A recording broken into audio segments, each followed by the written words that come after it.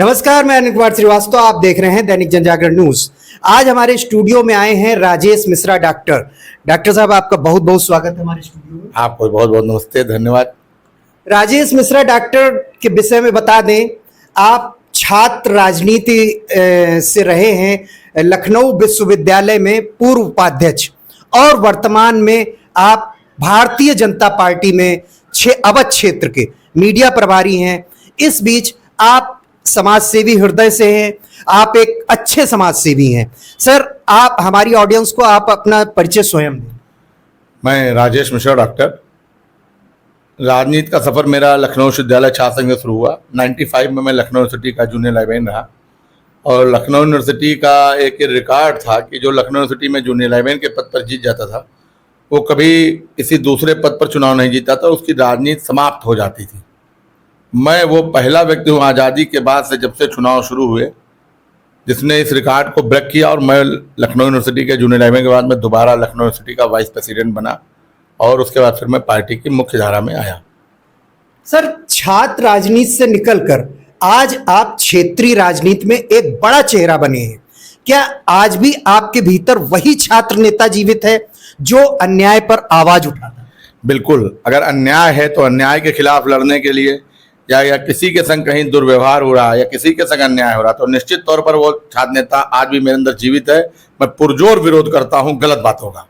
लखनऊ विश्वविद्यालय छात्र संघ उपाध्यक्ष रहते हुए आपने संघर्ष किया। आज सत्ता पक्ष में रहते हुए संघर्ष और जिम्मेदारी में क्या अंतर महसूस करते हैं? जिम्मेदारी पार्टी में रह करके भी और संघर्ष करते भी समय में जिम्मेदारी है।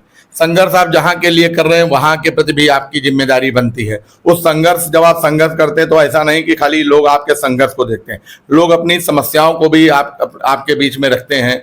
जब मैं जाता हूं तो मेरा संघर्ष का दौर है, फिर भी लोग मुझसे अपेक्षा रखते हैं, उन्हें लगता है कि इनसे मेरा काम होगा, तो वो अपनी समस्याएं रखते हैं, और मैं पूरा मेरा प्रयास रहता है कि उनकी समस्याओं का मैं समाधान कर सकूं, और पूरे मन से, मतलब ये नहीं कि उनकी बात सुनी और भूल गए, स्वयं से फ़ोन करना, उनकी समस्या का समाधान करना और फिर उन्हें सूचित करना, ये मेरी हमेशा से आदत रही है और छात्र जीवन से अब तक चली आ रही है। धौरहरा विधानसभा सीट के आप भाजपा से प्रबल दावेदार माने जा रहे हैं। धौरहरा की जनता आपको अपना बेटा मानती है। क्या यह अपनापन टिकट की राजनीति से बड़ा है? ये सब जो अपनापन है या जो प्यार मुझे या जो स्नेह जो वहाँ की जनता देती है, वो सब चीज़ से बड़ा है। उसके लिए मैं सदैव उनका आजीवन ऋणी हूँ, और उन्होंने मुझे स्नेह दिया। मैं अगर किसी की नज़र में हूँ तो इसका मतलब मैं प्रभु की नज़र में हूँ। अगर मैं प्रभु की नज़र में हूँ तभी मैं किसी की नज़र में हूँ। तो निश्चित तौर पर वो जो स्नेह और प्यार मुझे मिलता है वो सारी चीज़ों से बहुत बड़ा है कि लोग मुझे इतना प्रेम करते हैं। इतने बड़े बड़े लोग वहाँ से, तमाम बार के लोग, रहे हुए लोग वहाँ टिकट मांग रहे हैं और मैं मांग रहा हूँ, तो उन सबसे मुझे जब कहीं लोगों का स्नेह और प्यार मिलता है तो मुझे एक निश्चित तौर पर एक बहुत अच्छा अनुभव होता है, और बहुत मुझे सुखद एहसास होता है कि लोग मुझे इतना प्यार करते हैं, लोग मुझे इतना मानते हैं। सर, जैसा कि मैंने आपको बताया कि आप प्रबल दावेदार हैं, क्या आपको भरोसा है पार्टी कर्मठता, आपकी कर्मठता को प्राथमिकता देगी? नहीं, मैं तो एक सामान्य कार्यकर्ता हूं, और अवध मैंने धौरहरा को चुना सेवा के लिए, और मैं निरंतर वहाँ आदमी के सुख दुख में सदैव खड़ा रहता हूँ। मेरा फेसबुक आईडी आप देख सकते हैं। कहीं भी छोटी घटना हो जाती, मैं सोचता हूँ कि मैं वहाँ जरूर पहुँचूँ, और पहुँचता भी हूँ। लमसम 100% रहता है। कहीं शायद एक आध जगह छूट जाए, मौके पर ना हो, तो उसके बाद जरूर पहुँचता हूँ। तो मैं नहीं, जनता प्रबल मानती होगी, मैं तो अपना काम कर रहा हूँ, जनता की सेवा कर रहा हूँ, जनता के बीच में लगातार काम कर रहा हूँ, और मैं जितना चलता हूँ, यह बात आप धौरहरा में पूछ सकते हैं, शायद वहाँ की राजनीति में कोई भी व्यक्ति इतना नहीं चला होगा जितना मैं चलता हूँ। और हर व्यक्ति तक पहुँचने का, यानी अंतिम व्यक्ति तक पहुँचने का मेरा प्रयास है, और मैं उसमें निरंतर लगा हुआ हूँ। तो मैं सामान्य कार्यकर्ता हूँ और लोग मुझे प्रबल मानते हैं, तो ये निश्चित तौर पर ईश्वर की कृपा है और लोगों का स्नेह है। सर, यदि टिकट नहीं मिला तो क्या आपका समर्पण पार्टी और क्षेत्र के लिए पहले जैसा ही रहेगा? अभी तक तो पार्टी के बगैर कुछ सोचा नहीं, और समर्पण की बात यह रही कि कभी भी, चूंकि मैं छात्र राजनीति से निकला हूं, तो ये एक भाव रहता सदैव छात्र नेता के अंदर कि वो कुछ हो या ना हो, लेकिन अगर उसके पास कोई मदद के लिए आता है तो वो अपनी सारी सीमा लांघ कर उसकी मदद के लिए जाता है और मदद करता है। निश्चित तौर पर इसमें कोई अपवाद नहीं, कोई अतिशयोक्ति नहीं। सर, आपको दैनिक जनजागरण के मंच पे आके कैसा लगा? अनिल जी, कोई भी मंच जो मीडिया से जुड़ा होता है वो सदैव बहुत प्रभावशाली होता है, और आपसे तो हमारे बहुत पुराने संबंध रहे हैं।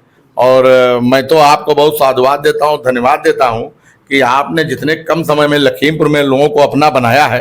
ये बहुत ही मुश्किल काम है, क्योंकि बहुत सारे लोग यहाँ पे पहले से मौजूद थे। उन सबके बीच में आपने अपनी एक जगह बनाई। मैं इसके लिए बहुत बहुत आपको हृदय से बधाई देता हूँ, बहुत साधुवाद देता हूँ और ईश्वर से प्रार्थना करता हूँ कि आप और आगे जाओ, आपकी मंजिल हो वहाँ तक। सर, आपको हम फिर अपने बात विभाग कार्यक्रम से जोड़ेंगे। धौरहरा क्षेत्र आज भी सड़क, शिक्षा, स्वास्थ्य और रोजगार जैसी समस्याओं से जूझ रहा है। आप विधायक बने तो पहला हस्ताक्षर किस मुद्दे पर करेंगे? एक मुद्दा नहीं है धौरहरा क्षेत्र में। धौरहरा क्षेत्र में अनेकों एक मुद्दे हैं। मैं निरंतर ये बात कहता हूँ लोगों के बीच में आकर के कि चुनाव के लिए नहीं लड़ना है, चुनाव के बाद बहुत लड़ना है। चुनाव तो सभी लोग लड़ेंगे, हर दल के लोग लड़ेंगे, लेकिन चुनाव के बाद बहुत लड़ना है। बहुत बड़ी विधानसभा है और एक भी नगर पंचायत नहीं है। अगर मैं ये कहूँ कि वहाँ पर तो कभी कभी ऐसा लगता है कि बहुत बातें मैं कह नहीं पाता हूँ, लेकिन निश्चित तौर पर धौरहरा को जो मिलना चाहिए था, धौरहरा जिसका हकदार था, वो अभी तक धौरहरा को नहीं मिला। तो धौरहरा में कोई एक मुद्दा नहीं है जिस पर काम होगा। धौरहरा में बहुत सारे मुद्दे हैं और जिन पर मैं कई बार लगातार मेरा प्रयास रहता, कुछ ना होने के बावजूद भी। जैसे आज ही मैं सुजय कंडा के पुल को लेकर के मैं मिलने गया एक्सीएन से कि उसमें क्या अवरोध है क्या नहीं। किसी ने कहा कि बनेगा नहीं, मैंने कहा उसको बनने से कोई रोक नहीं सकता है, क्योंकि वो जनता के लिए है और जनता के काम को कोई नहीं रोक सकता है। और हमारी सरकार ऐसी है जो प्राथमिकता के आधार पर जन नीतियों को, जन कार्यक्रमों को करती रहती है। उसमें कोई अवरोध आ नहीं सकता। उसको माननीय मुख्यमंत्री जी सारे अवरोधों को दूर करते और निश्चित तौर पर विकास के लिए वो एकदम उन्मुक्त रहते हैं और उसी मन से वो काम करते हैं।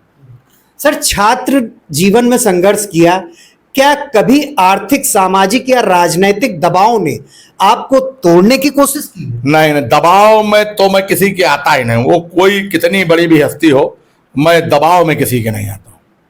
मेरा अपना एक तरीका है काम करने का और उसी तरीके पर मैं काम करता हूँ और मैं बहुत समझौता नहीं कर पाता हूँ। मेरा एक तरीका काम करने का, मैं उसी पर काम करता हूँ।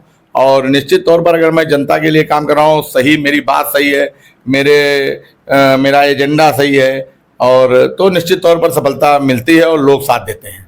जैसा कि आपने बताया भी और आपके समर्थक भी कहते हैं कि राजेश मिश्रा डॉक्टर जनता के दुख में सबसे पहले खड़े होते हैं, क्या यही आपकी असली पूंजी? सबसे पहले तो नहीं कह सकते, लेकिन ये जरूर कह सकते हैं कि हमेशा खड़े होते हैं। मतलब अगर किसी ने आवाज दी है तो उतनी ही देर उस तक पहुंचने में लगती है जितनी दूरी पर मैं उससे हूं।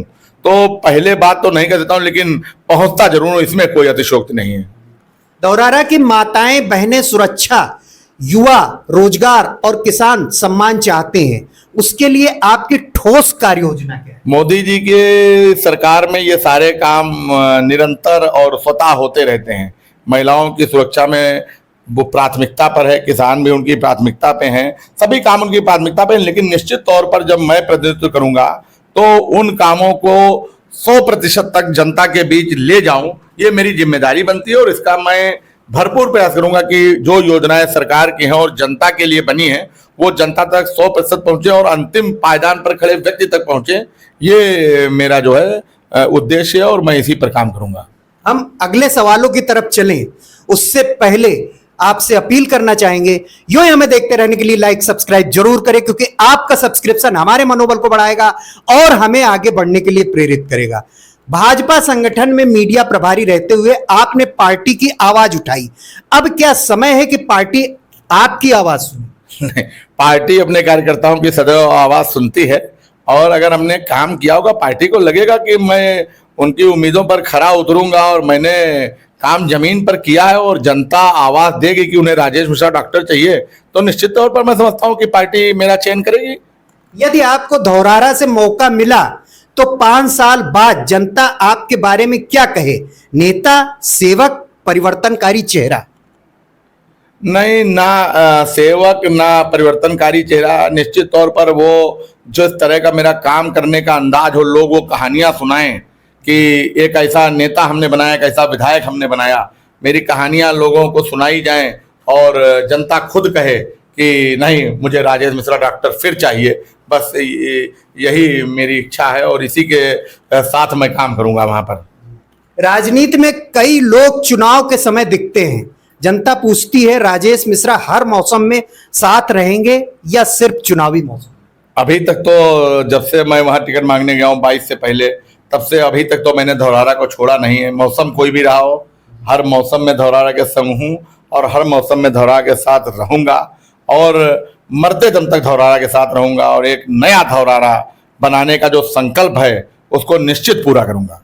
युवा पीढ़ी राजनीति से निराश है, आप उन्हें क्या संदेश देना चाहेंगे? राजनीति बदलो या राजनीति छोड़ दो? सिद्धांतों पर राजनीति करें, सिद्धांतों पर राजनीति करें। आखिरी सवाल, चलते चलते आखिरी सवाल, धौरहरा की जनता आपको क्यों चुने? एक भावनात्मक संदेश जो सीधे दिलों तक छू जाए। जो अब तक धौरहरा में नहीं हुआ वो करके दिखाऊंगा और ना सेवक ना वो, बल्कि हर माँ बहन, गरीब, मजदूर, किसान, मजलूम की आवाज बन के, जोरदार आवाज बन के काम करूंगा और सदैव उनके लिए खड़ा रहूंगा। इसलिए लोग मुझे चुने और निश्चित तौर पर वो मेरे पास जिस भाव से आएंगे, उनके मन में जो भाव वो मेरे प्रति ले करके अपने घर से मुझसे मिलने के लिए चलेंगे, उसी भाव में के साथ मुझे वो पाएंगे और मुझसे मिलने के बाद उनकी कितनी भी बड़ी समस्या हो, आधी मेरा चेहरा देखने के बाद समाप्त हो जाएगी और आधा मेरे घर से निकलने के बाद समाप्त होगी। ये मैं प्रॉमिस करता हूं धौरहरा की जनता से। सर, आपके समर्थक जो हैं, एक स्लोगन है सोशल मीडिया पे काफी ट्रेंडिंग है, बाकी सब आफ्टर सबसे पहले डॉक्टर, इस पे क्या कहें? इसलिए कि सबसे पहले डॉक्टर ही हर सुख दुख में लोगों के संग खड़े होते हैं, अपनों के संग खड़े होते हैं और छात्र जीवन में यानी नर्सरी से लेकर, मैं ये इंटरव्यू दे रहा हूं, बहुत सारे लोग सुनेंगे, लोग इस पर लिख भी सकते हैं कि मैं हूं या नहीं, लेकिन मुझसे कोई छूटा नहीं। जो मेरे संग नर्सरी में पढ़ा वो भी मेरे संग है, जो हाई स्कूल में पढ़ा वो भी मेरे संग है, जो इंटर में पढ़ा वो भी मेरे संग है, जो लखनऊ यूनिवर्सिटी में पढ़ा वो भी मेरे संग है और जो कहीं मुझे रास्ते में मिला और मुझसे जुड़ा वो भी मेरे संग आज तक चल रहा है। वो मुझसे बिछड़ा नहीं, भले उसमें मिलने का समय और अंतराल हो सकता है, लेकिन बिछड़ा मुझसे कोई नहीं और छूटा मुझसे कोई नहीं। एक उदाहरण मैं भी हूं उसमें से। हाँ, कह सकते हैं, आप भी कह सकते हैं कि लखनऊ से, इटौंजा से, छात्र जीवन से और छात्र जीवन के समय के छात्र नेताओं के समय से आपका साथ रहा है और वो लखीमपुर तक चला आ रहा, तो निश्चित तौर पर आप कह सकते हैं और आप इस पर मोहर लगा सकते हैं कि जो मैं बात कह रहा हूं वो सत्य है। बिल्कुल सत्य है। तो आप सुन रहे थे राजेश मिश्रा डॉक्टर को। यूं ही हमें देखते रहने के लिए लाइक सब्सक्राइब जरूर करें, क्योंकि आपका सब्सक्रिप्शन हमारे मनोबल को बढ़ाएगा और हमें आगे बढ़ने के लिए प्रेरित करेगा। तब तक के लिए धन्यवाद, नमस्कार। बहुत बहुत धन्यवाद।